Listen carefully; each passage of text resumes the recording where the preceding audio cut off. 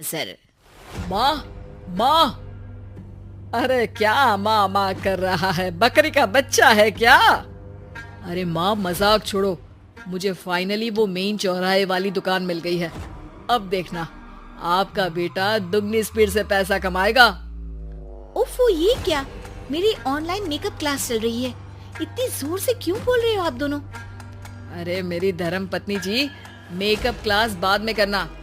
वो चौराहे वाली दुकान मिल गई है हमको।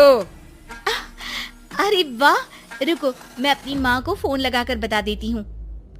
अरे मैं भी अपने रिश्तेदारों को बता देती हूँ, कितनी खुशी की बात है। हाँ हाँ, मैं भी अपने दोस्तों को बता देता हूँ। 1 हफ्ते बाद रजिस्ट्री है। बस घर में खुशी का मौका था। उन तीनों ने अपने अपने फोन उठाए और लोगों में बात फैलाना शुरू कर दिया। और रही सही कसर श्वेता बहू ने अपने पड़ोस में सबको बताकर कर दी। अरे वर्मा आंटी, अब हम भी जल्दी कार ले लेंगे। घर का रेनोवेशन होगा और ठाट से रहेंगे हम भी। अरे ऐसा क्या हुआ? लॉटरी बाटरी लग गई है क्या? अरे इस बार चौराहे वाली मॉल में हमको भी दुकान मिल गई है। दुकान नंबर 21, जो एकदम चौराहे पर है। अब ग्राहक बढ़ेंगे तो आमदनी भी बढ़ेगी ही ना। अरे वाह, कितनी खुशी की बात है। मैं बहुत खुश हूँ तुम्हें इतना खुश देख के। बाकी एक बात कहूँ, सबको मत बताते फिरना। किसी की नजर लग जाएगी तो खुशी की खबर वापस लौट जाएगी। हैं? ऐसे थोड़ी ना होता है। अब डरा रही हूँ।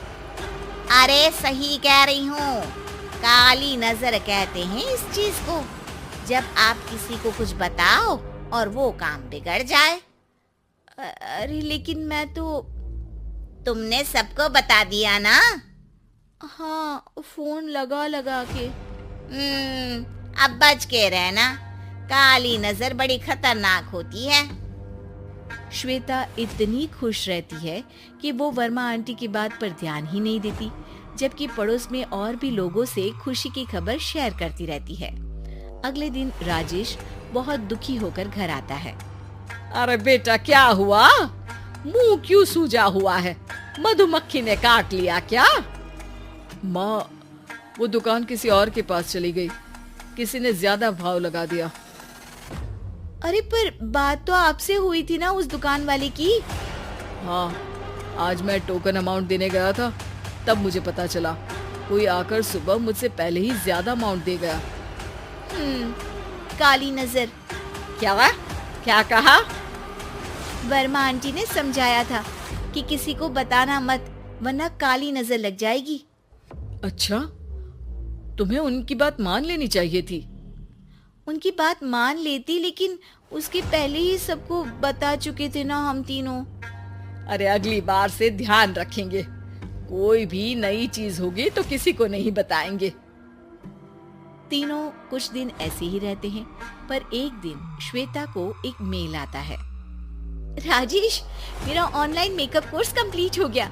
अब मैं खुद का पार्लर खोल सकती हूँ। अरे वाह, अपने मोहल्ले में ही खोलते हैं।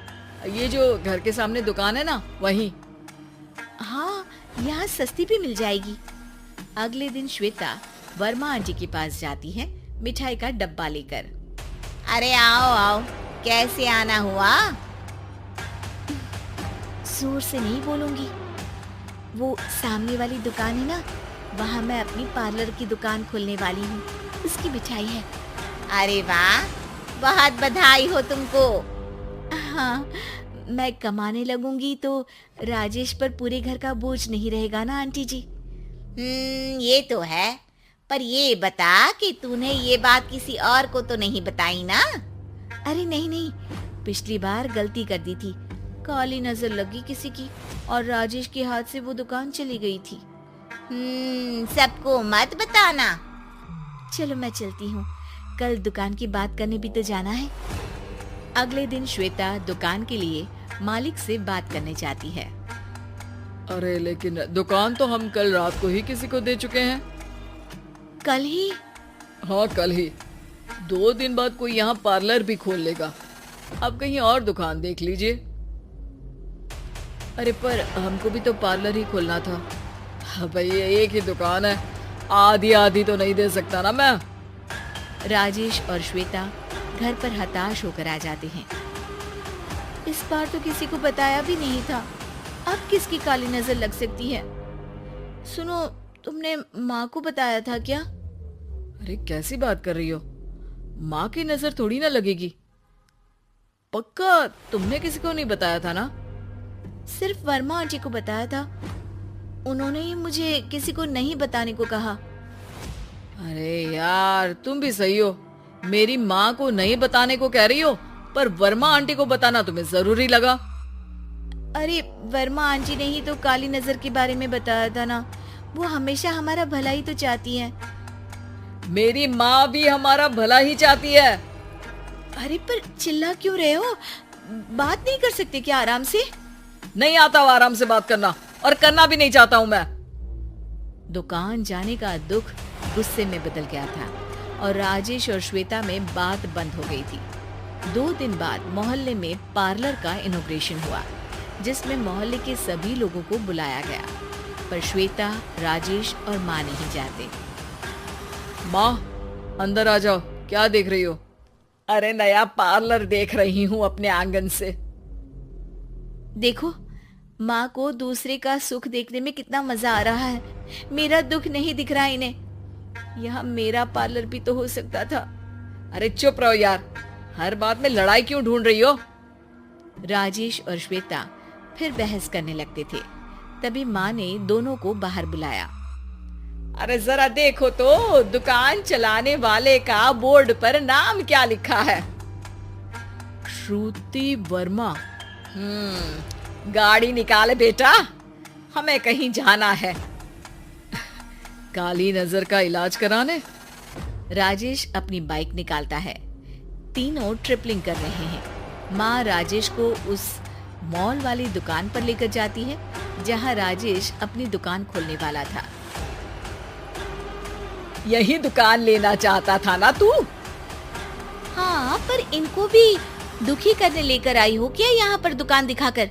वहाँ काफी नहीं था? अरे श्वेता, थोड़ा सब्र रख, अभी पता चलेगा कि हम यहाँ क्यों आए हैं। बता, इस दुकान चलाने वाले का नाम क्या है?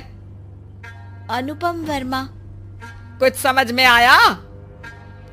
वो दुकान वाली श्रुति वर्मा, ये दुकान वाला अनुपम वर्मा, और हमारे पड़ोस में हमने उस दुकानों के बारे में बताया किसको था?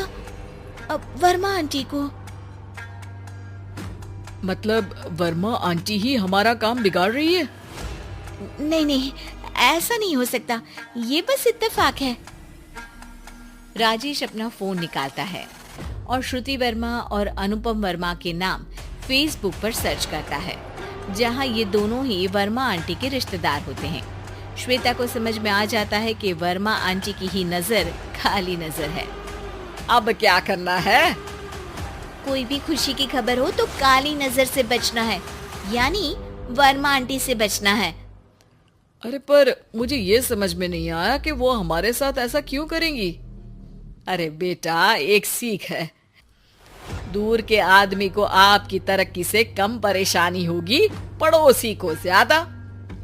दोनों माँ की बात में हामी भरते हैं और अगला काम चुपचाप करने की कसम खाते हैं, ताकि आगे से वर्मा आंटी कोई काम ना बिगाड़ सके।